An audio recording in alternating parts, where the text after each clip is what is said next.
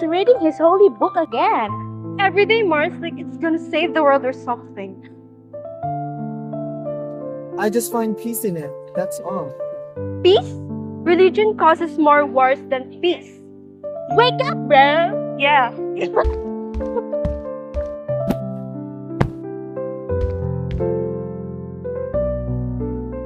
You know what, Elle? I really like the color pink. What about you? Elle?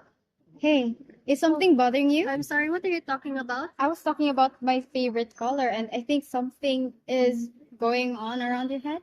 I saw something that bothered me. Charles was being bullied because of his faith. That's serious. Right? Yeah.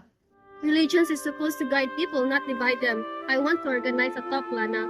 This talk is about how we can build peace, not conflict. I'm glad that you thought of something this powerful, Elle. And you know what? I don't tolerate those kinds of behavior. So, I'm planning to help you. Is that okay? Of course, let's do it together. So, let's go, right?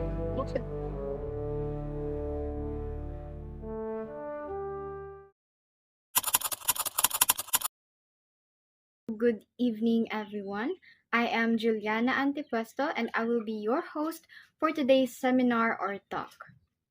Okay, so we will be having 5 guest speakers for today's talk, and I just want to let everyone know that in today's talk, you should have all your focus and attention to the speakers because they will be bringing us a lot of knowledge and wisdom regarding the topic for today's or for tonight's seminar or talk. So let me first introduce to you our first speaker, or our very own organizer of the said event, which is Miss L. Madrigal. Good day, everyone. Thank you for attending this seminar entitled Relationship Between Religion and Global Peace or Conflict. But before we start, I want you all to imagine if the world's religions were like pieces of beautiful puzzle. Each one is unique, yet fitting perfectly together to create a bigger picture. Today, we'll talk about how faith, in all its forms, can be a source of peace and understanding, not division. Let's explore how we can appreciate our differences while coming together in harmony. Now, before we dive into deep conversations, let's have a simple game first. The title of this game is Stunned If You Agree. I want you all to listen carefully for the instruction. The first one is, I want you all to stand up if you agree with the statement. Second, if you disagree or unsure, stay seated. And lastly, this game will help you to reflect without needing to speak yet. Okay, are you all ready? Let's start. The first one, I believe peace is possible. 1, 2, 3. Okay, for the second, I think religion can be both good and bad. Third, I have witnessed or experienced discrimination because of belief. Fourth, I believe respect starts with understanding. And lastly, I am willing to listen today even if I don't feel fully agree. Alright, thank you for cooperating, everyone. As you can see, we all have different experiences. But before we start, let's have first our learning objectives. The students are expected to, first, know about the relationship between religion and global conflict or peace. Second, acquire an idea about the division of the world's religion and identify the contemporary views of religion and the notable result of globalization. So, let us now start with our topic.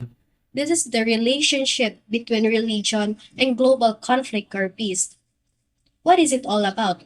Do you have any idea about this topic? Alright. The relationship between religion and global conflict or peace is about how religion influences the world in both positive and negative ways. So, religion can sometimes cause conflicts when people misunderstand or disagree about beliefs. To further understand it, let's have an example. Like, we have a groups may argue over who is right, leading to tension or even violence. On the other hand, religion also teaches values like kindness, forgiveness, and unity, which can help bring peace. The question is, why is it important? Everyone, because religion affects millions of lives worldwide. In a globalized world that we live in today, would you mind sharing your beliefs or the religion you follow? How does your faith influence your daily life or decisions? And lastly, do you think globalization helps people understand and appreciate different religions? There are so many questions, right? Do you all now understand the relationship between religion and global conflict or peace, and why is it important? Okay, very good. Let's now proceed to the next slide. There are 4 points about the relationship between religion and global conflict or peace. Let's have the first one. In light of globalization, religion has increased impressive centrality and significance as a non-regional touchstone or identity. So, what does it mean? Diba? We believe that globalization has made religion as a central part of many people's identity. So this means that religion is no longer tied in one place. Instead, it is something people carry with them around the world. To further understand it, let's have a scenario or an example. Like, I want you all na maghunahuna mo usa ka student. Unya, ni-move siya to another country for school. Since nasa their own religion, they bring their religion with them, and it becomes part of how they introduce themselves and make friends. So, why do you think religion becomes so important to people in a foreign place? Because it gives them a sense of belonging and connection to their roots. Now, do you understand the first point? Now, let's proceed to the second point. The second is globalization has therefore had the amazing impact of making religions more hesitant about themselves as being world religion. Remember, world religions. Do you have any idea? No? Alright. Globalization encourages religions to think bigger. If we are talking about bigger, they see themselves as world religions now. That's what I've told you. But this awareness also means that religions sometimes compete or disagree with one another. Further understand that, let's have another scenario again. There's a city tahay and unite temples, mosques, churches all close together. Like, people might celebrate their differences or argue over them kay close together sila. Tungod kay bigger naman siya, it can create conflict siya, di ba? What can people do to make sure different religions coexist peacefully? Anyone? Not right. They can have an open conversations and learn about each other's belief. So they can share they can share their own beliefs to another belief so that they can coexist peacefully, 'di ba? We're not just doing it for our own, but to everyone to maintain peace. You now all understand the second point. Let's now proceed to the third one. Globalization changes the non-specific religion into a world arrangement of contending and clashing religions. From the word itself, clashing, which means the challenge of competition. Globalization sometimes creates tension between religion because they are aware of each other's presence more than ever. Since we are talking about clashing of religion or competition, it may lead to conflict but also growth, as religions find ways to express what makes them unique. So, do you have any example based on your understanding to this point? If none, I have one. So, let's picture two families celebrating different holidays, like Christmas, which is Christian holiday, and Diwali.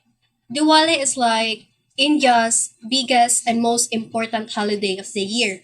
They might compete to see whose festival is more fun, but can also learn from each other if they have an open conversation and share their uniqueness. So, unsa may positive outcome if religions learn from each other? As what I've said, they can share traditions, di ba? Like food, ideas, enriching everyone's life. Nasabtan na ba?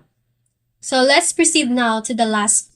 Globalization, as expected in the above selection, makes religions more aware of themselves as being world religions, strengthening their particular characters. Remember the word strengthening. What does it mean? Despite the challenges, globalization also helps religions strengthen their own identity. Di ba nakahinumdum mo sa first point? Religions referring to personal identity. By interacting with others, people realize what makes their own religion special or unique. So, for example, ikaw, different ka religion or festival nga gina-follow, while imong friend na ay different culture pod. Nga imong gi-share imong ideas what that culture is all about, religion what is all about. While sharing, you feel proud of your tradition. So, it helps you understand your own beliefs better and feel more confident about them. That's why it talks here strengthening your identity or religions or belief.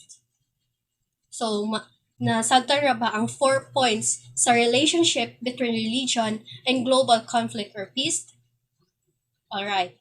I hope you all understand. Remember, globalization is like a magnifying glass for religion. It shows us differences, but also how we can unite to maintain peace. By understanding, respecting, and sharing, we can bring peace instead of conflict. Okay, so thank you so much, Ma'am Madrigal. So, did you learn a lot from her topic? Okay, so are you now ready or excited to know who is our second speaker?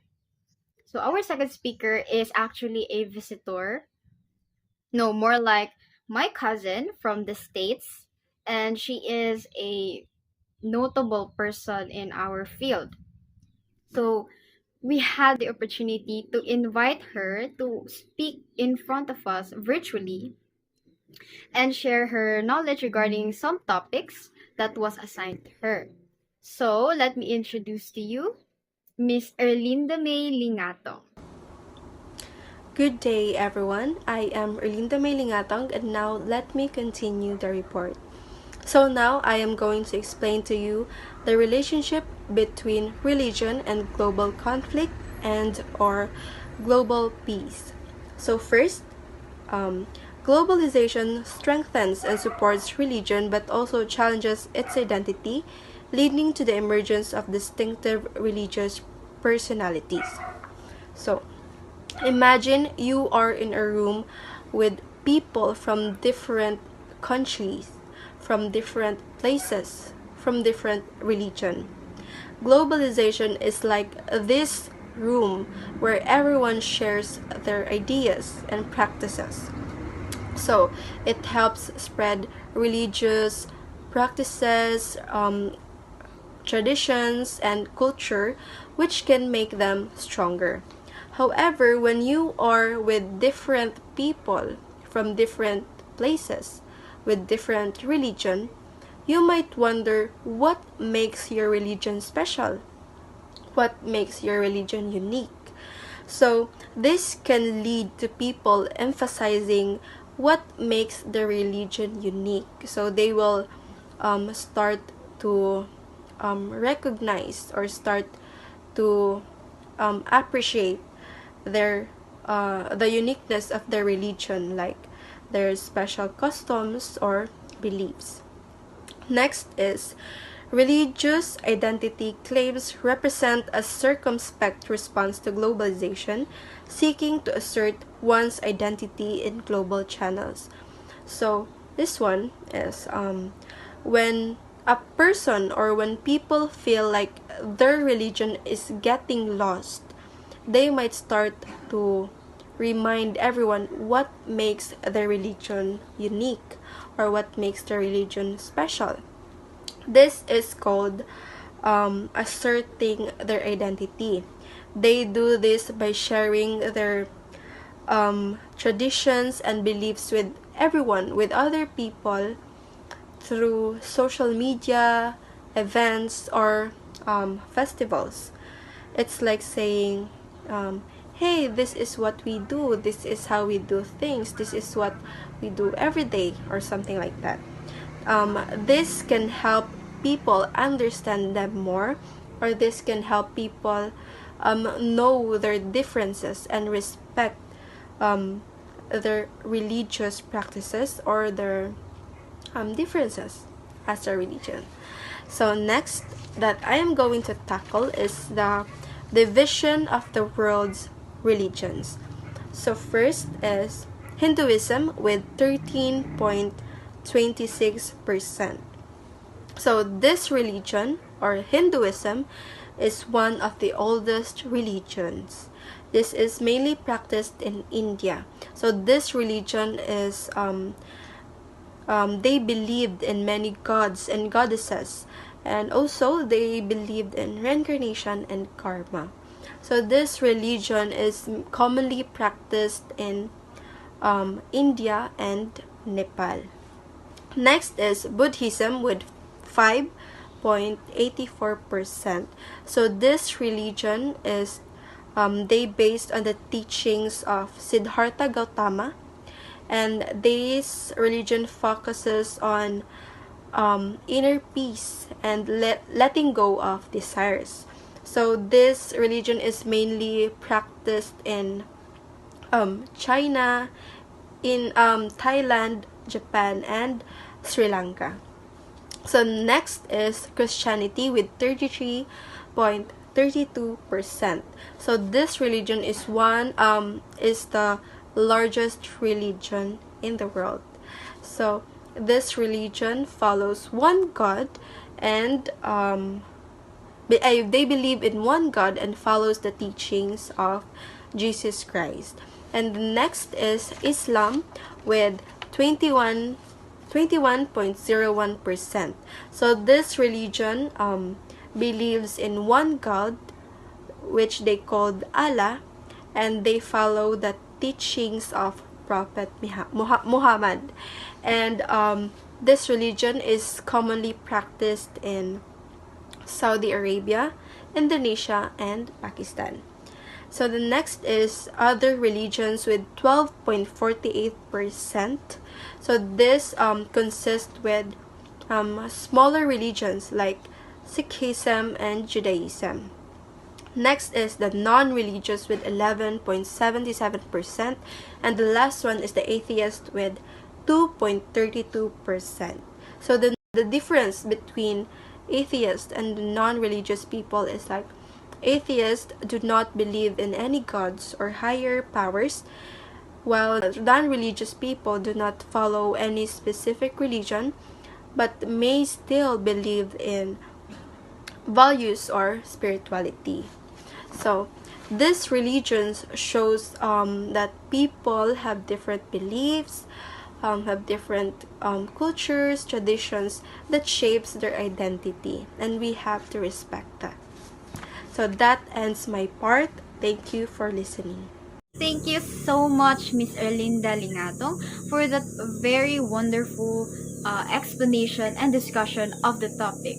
So, before we proceed with our third speaker, please help me welcome a very important guest that we actually invited to serenade our audience, or to just break the ice so that we could all get a battery charge, because we know that seminars like this may seem boring because of there are a lot of talks, right? So let me introduce you the J of the Philippines, which is Mr. J. Rosas. He's very talented, so I'm excited for his performance.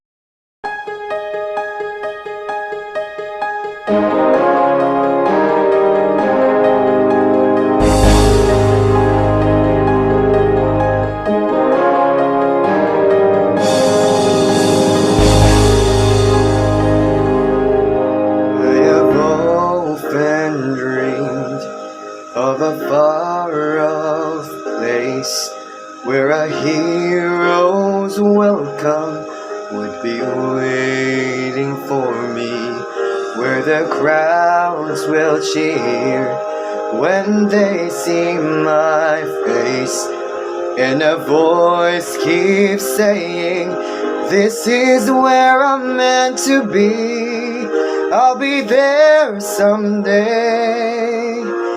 I can go the distance, I will find my way.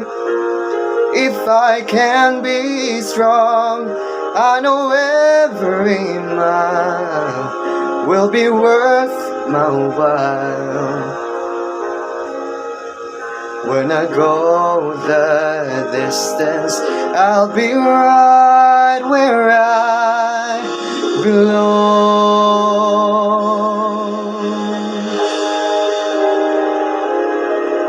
Down an unknown road to embrace my faith. Through the road may wander, it will lead me to you. And 1,000 years would be worth the wait. It might take a lifetime, but somehow I see it through, and I won't look back. I can go the distance, I will stay on track. No, I won't accept defeat. It's an uphill slope, but I won't lose hope till I go the distance and my journey is complete. Oh yeah. But to look beyond the glory in the hardest part, for a hero's strength is measured by his heart.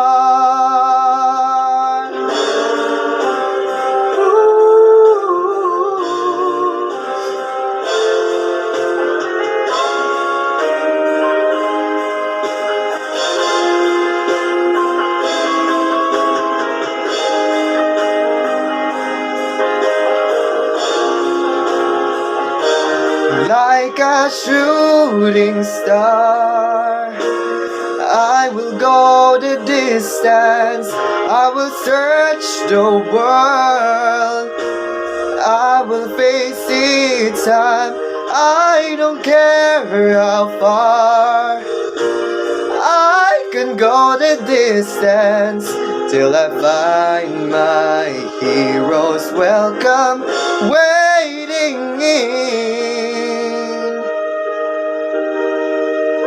your arms.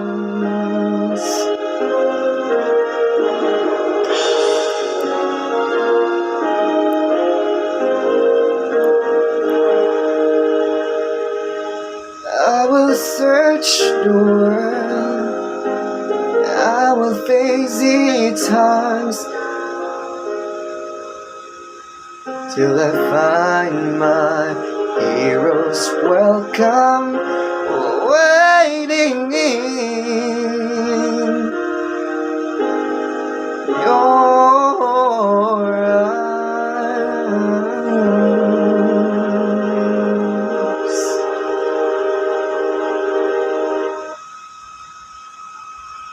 Wow, thank you so much for that wonderful and inspiring performance, Mr. J. We really enjoyed it, and I hope our viewers really did also enjoy your performance.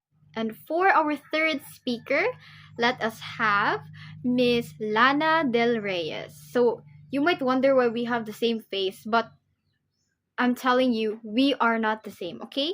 I am a different person and she is a different person. And we're not twin sisters. Hello, guys. I am Lana Del Reyes, your third speaker for today's talk. So what we're going to be tackling about will revolve around some contemporary views about religion.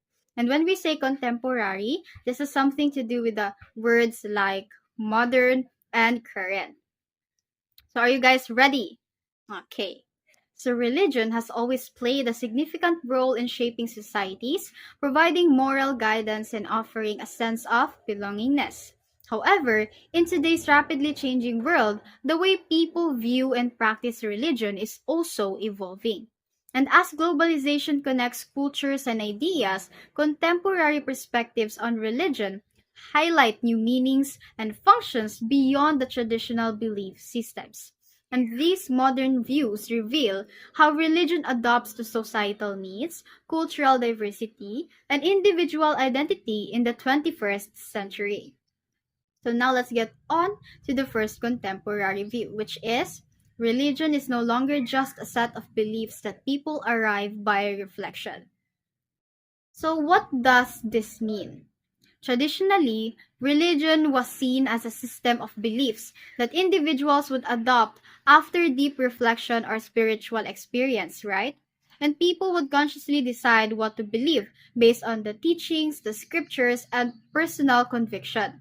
However, in a contemporary society, religion is increasingly inherited and practiced as part of one's cultural identity rather than chosen purely by belief.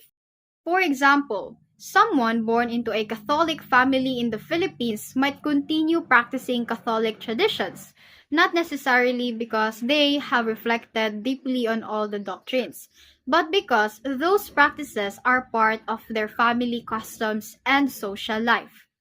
Religion, in this sense, becomes something that you belong to, not just something that you believe in. Is that understood? Okay.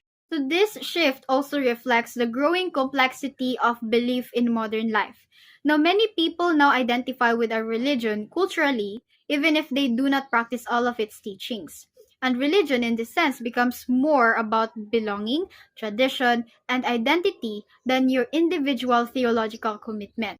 Theological commitment means being strongly devoted to your religious beliefs and trying to live according to your faith. How? Through prayers, worship, and doing what your religion teaches is right. So with that, you could really see that there is changes when it comes to how we see religion. It is no longer just a belief system. It is no longer just something that we believe in, but it is something that we belong to. It is somewhat like inherited to you. That is why you have to practice it rather than your own understanding, your own devotion, and your own choice of having to strengthen your, let's say, connection or relationship with something that is higher than you, a higher being that your religion believes in, such as in my religion, God.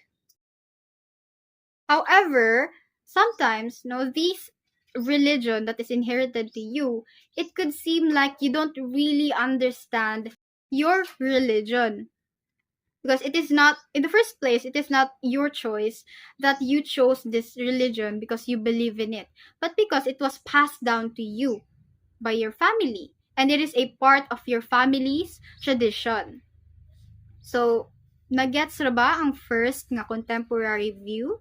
If you have other questions or inquiries regarding the first, let's say, contemporary view, you could type it down in the comments, or if you have also something to share about the first contemporary view, you could also comment that down below, and then we will read it so that we could also get something from you, not just you getting something from us, the speakers. So let's now proceed with the second contemporary belief, or view rather. Second contemporary view is that religion is a symbolic system which carries our identity, which are called generally the identity signifiers, and marks out social or ethic and other boundaries. So what does this mean? You know, modern sociologists see religion as a symbolic system, meaning it is a set of shared symbols, rituals, and values that communicate a group's identity. And these symbols can be material, like a cross or a hijab, verbal, like prayers or chants, or behavioral, like attending worship services or fasting. So this could differ depending on your religion, okay? These symbols act as identity markers, helping people express who they are and how they relate to the world. For instance, wearing a turban, celebrating Diwali, or performing Hajj all express not only religious commitment, but also their cultural belongingness. And in this view, religion helps us define us and them, which marks the social and moral boundaries. And while this can strengthen community and shared values, it can also lead to exclusivity or misunderstanding if not balanced with openness. That's why it is important for us to have an open mind as we have differences, especially in religion and our practices. Okay? So, with that, the second contemporary belief is actually about how religion can be one of our identity markers, right? Which actually tells us who we are and what group we belong to, just basing on our religion. And from that, we could really say that religion is very important as it is also now a part of who we are, right?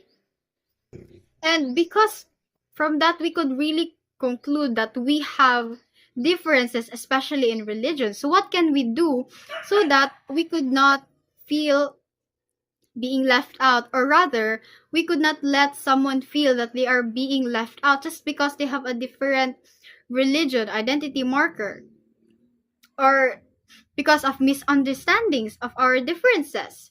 We should have, or we should always have, an open mind to try to understand our differences, that we and them are different. So take note of that, okay? Always have an open mind. Try to understand, because by doing that, we could respect each other's differences, and we can no longer give unfair treatments, stereotypes, biased judgments to other people. Okay? Okay. So for the third contemporary view, it leads to increased understanding and respect for other cultures. So you see, it is somewhat connected to the second one. In today's global society, people from different religious backgrounds live, study, and work together, right? And this closeness is what provides an opportunity for us to learn from each other's beliefs, values, and practices. And as a result, religion can be a bridge for understanding rather than a barrier if we choose to. Educational systems now often include lessons on world religion not to convert students, but to promote tolerance and peace. And when students learn about Islam, Buddhism, Christianity, and other faiths, they become more open-minded and empathetic. This awareness is what helps break stereotypes and reduces the fear or suspicion that often surrounds unfamiliar religions. Religion in this way becomes a tool for conversations, empathy, and global citizenship. We should cross out that mindset that religion will only divide us. Because no. And we should put these words into actions by actually what? Respecting other people, no matter their backgrounds, especially with religion. Because there are times when we are shocked because we have very big differences when it comes to religion. We have different practices, teachings, but what can we do to show our respect? We should have an open mind and be very careful with our words, because words are sharper than knives. And our words can lead to bigger problems in the future. So let's use religion as a way for us to communicate, to promote peace, and to respect another's or each other's differences. Okay, for the fourth contemporary view, it marks crucial moments in life cycle with rituals. Do you also agree with this one? Because I do. Religious rituals give structure and meaning to important events in the human life cycle. From birth to death, religions offer ceremonies and practices that help people navigate life's transitions with dignity and community support. So what are some examples of these rituals, Kaha? Examples include but not limited to baptisms or naming ceremonies for newborns, religious weddings that unite families and communities. Coming of age rituals like the bar or bat mitzvahs or the confirmations, and funeral rites that honor the dead and comfort the living. So we could really see the significance of religion in our lives. No? Because these rituals not only provide spiritual meaning, but also help us people process emotions, share joy or grief, and feel connected to something that is larger than ourselves.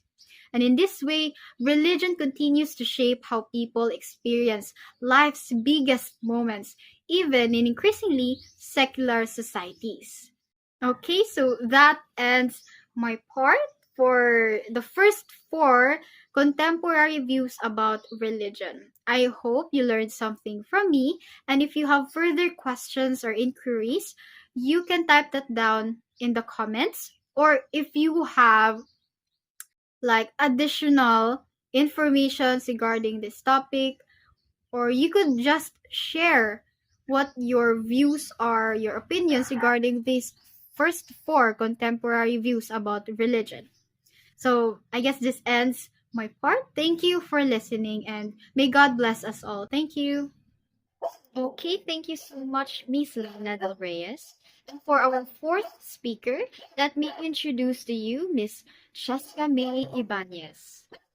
Good day, everyone. I am Chesca May Ybañez, and I am your fourth speaker for today. So I'll be continuing to discuss the three remaining contemporary views of religion.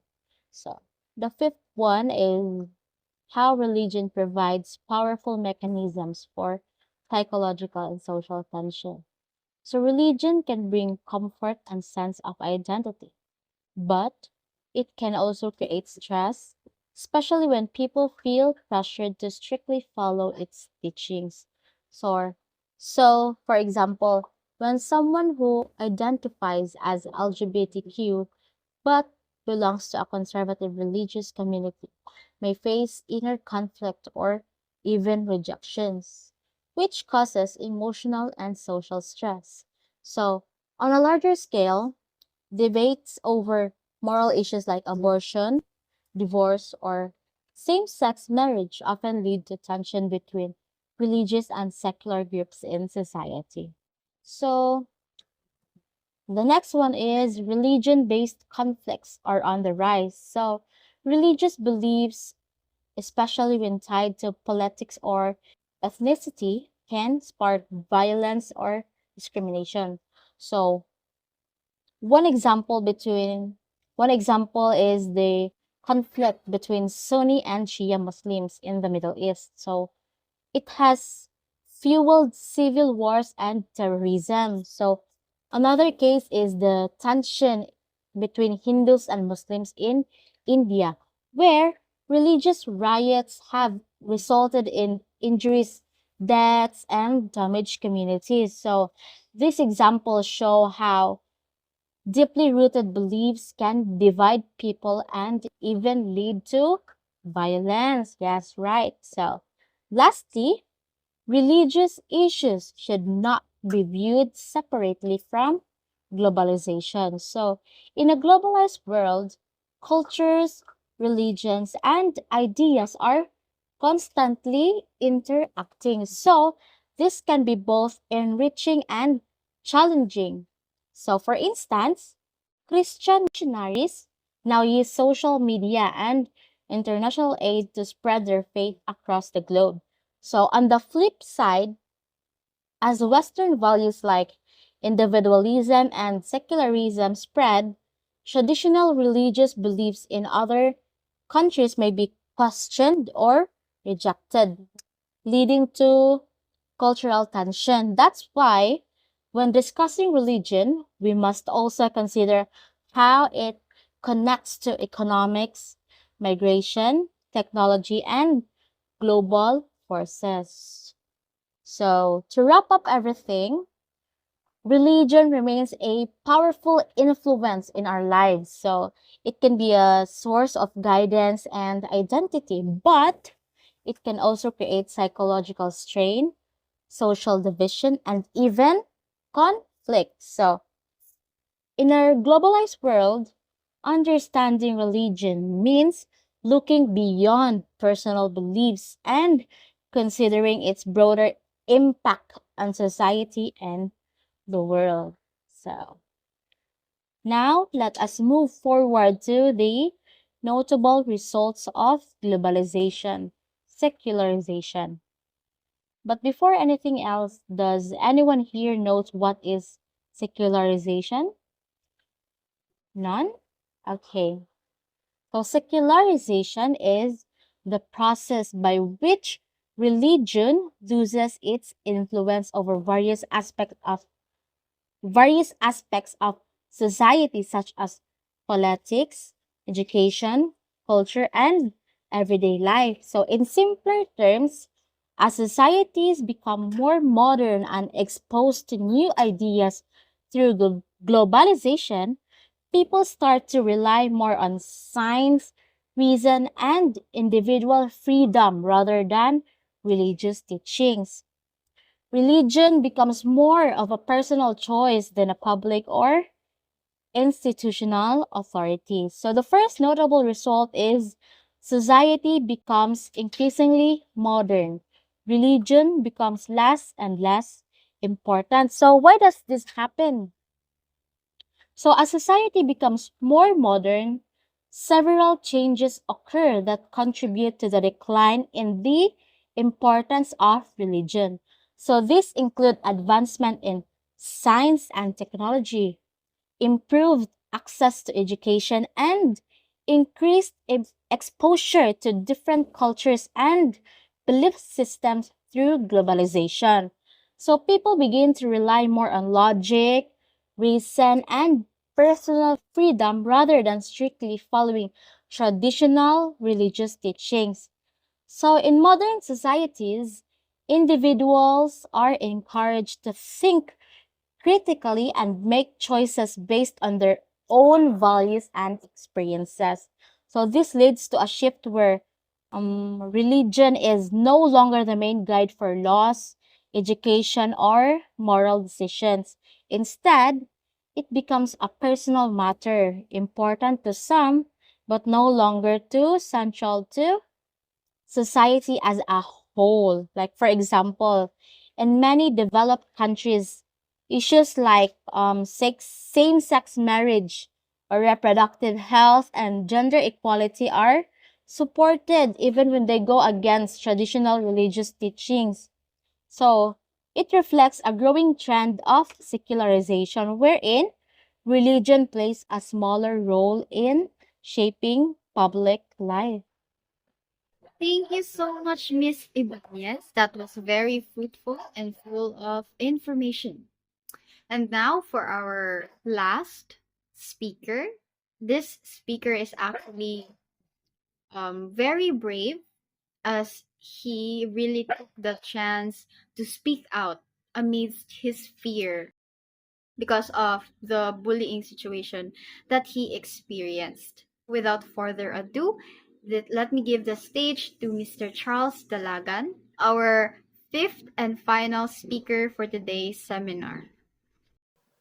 Hello everyone, I'm Charles Dalagan. Allow me to continue discussing the notable results of globalization. So, we have here a decline in religious practices within modern societies. So, as we all observe, as the world becomes more modern and connected, many people, especially the younger generation, which is ang mga batanon, are not as active in religion as before. Think about it. In the past, whole communities would gather at church, and the other people who are non-Catholics, they gather at the mosque or temple every week. But now, many prefer sleeping in on weekends or spending time on social media. People are busy with school, work, and hobbies. And some people, they feel they don't need religion in their daily lives anymore. Also, with access to the internet, people are exposed to different beliefs and philosophies. So they begin to question or explore other ideas outside of the religion they were raised in. It's not that religion has disappeared, but it's just not the main focus for many people like it used to be. Like, many people now have their own priorities or different priorities. Next is the religion institutions become separated from worldly institution in spheres of influence. As we all can also observe, in today's world, religion and government usually don't mix. Like, dili dun sila magsagol.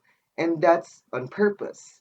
For example, or for instance, schools don't usually teach from religious books unless it's a religion class.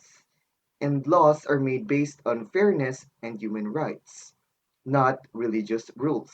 Imagine if every country made laws based on just one religion, it wouldn't be fair for people of other beliefs.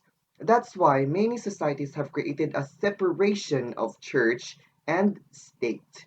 So religion doesn't control public services or politics. This helps different religions groups live together na peaceful. So now religious leaders have less power over things like education, government, and media compared of hundreds of years ago. Next is religion has retreated into the private sphere. So this means that as we all can observe today, religion is seen as a personal choice, like your favorite music or the food you like. Some people may still pray, fast, or celebrate religious holidays, but they do it privately or with close friends and family or even to their relatives that they are close to.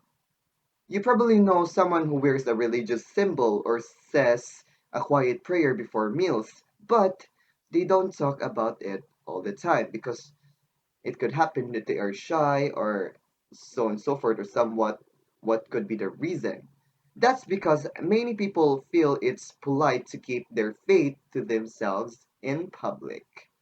In diverse countries, like the places or the countries that are diverse, people believe in many different things. So religion becomes something personal, not something that controls public life or influences others.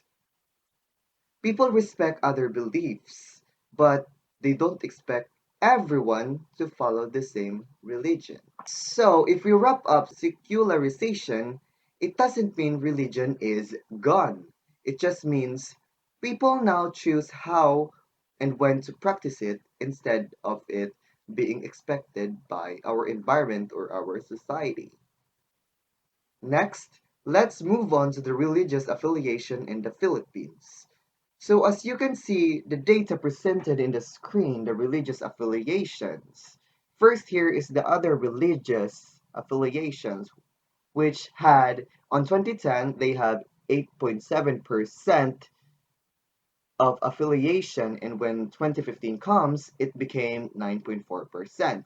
Next is the Evangelicals Philippine Council of Evangelical Churches. In 2010, they have 2.7% affiliation, and when 2015 comes, it became 2.4%. Next is the Iglesia Ni Cristo, in which on 2010, it was 2.4% affiliation, and when 2015 comes, it went 2.6%. Next is Islam. On 2010, it was 5.6%, and when 2015 comes, it became 6.0%. And lastly is the Roman Catholic, including Catholic Charismatic.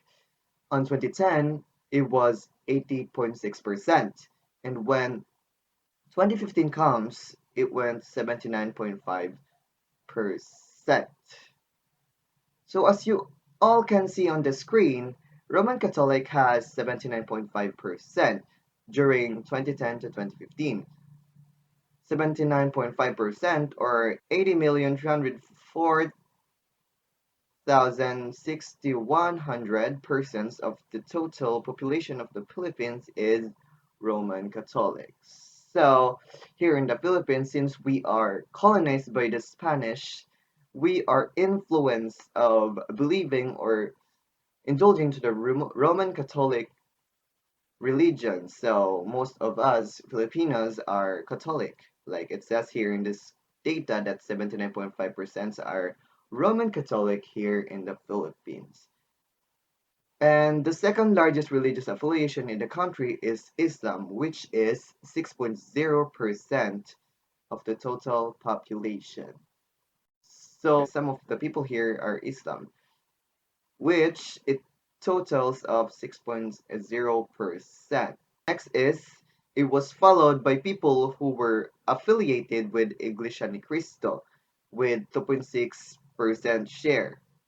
So here in the Philippines, Iglesia ni Cristo is followed by people here in the Philippines, which it totals 2.6%.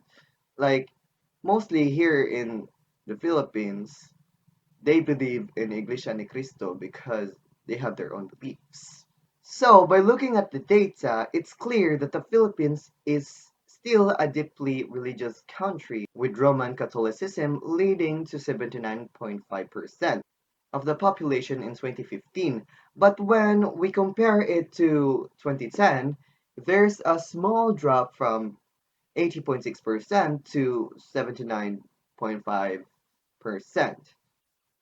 And that might seem like a tiny change, but it actually tells us something important that it shows that more people are exploring other religions or even stepping back from religion altogether. We also see a slight increase in other groups like evangelicals and other religious affiliations, which points to growing diversity. Furthermore, this could be a sign of secularization slowly taking place, where people don't always follow the religion they were born into, or they choose to keep their faith private. Life today is more fast paced.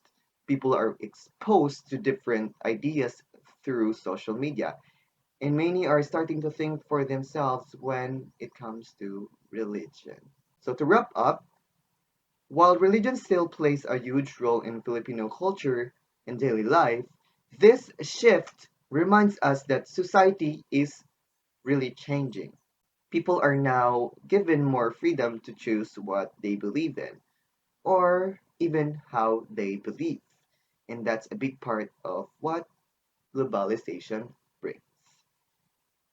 Again, I am Charles Dalagan, and that ends my part. Okay, so that concludes today's seminar. Thank you so much for attending our virtual seminar. We hope that you learned a lot from the different speakers and the very purpose or essence as to why the seminar was held in the first place. We are already grateful that there are how many of us here? Like 50 people watching our virtual seminar. So we really hope that you will take everything to heart, to always remember to choose peace than war.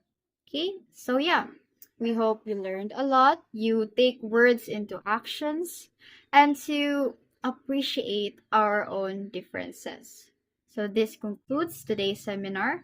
We hope you have a good night. See you for our next seminar. Thank you.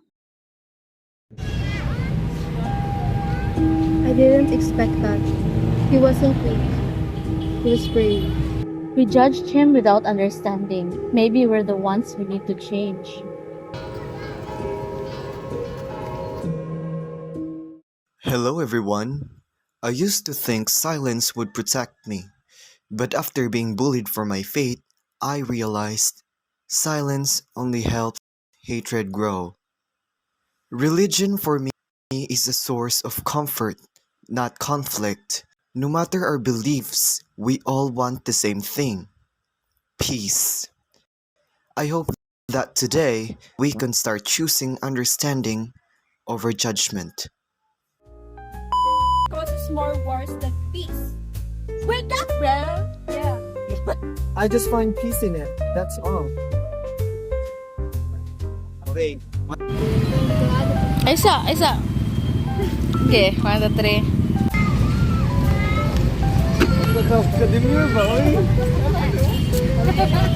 That we've shown to you all. And this will get... He wasn't weak. He was brave. Maybe we judged him without understanding. Thank you everyone for watching our short film and for listening about our topic. And for the checking of attendance, I want you all to comment your key takeaways about our topic in the short film. We will give you 5 points for your takeaways. This is Group 3. Thank you.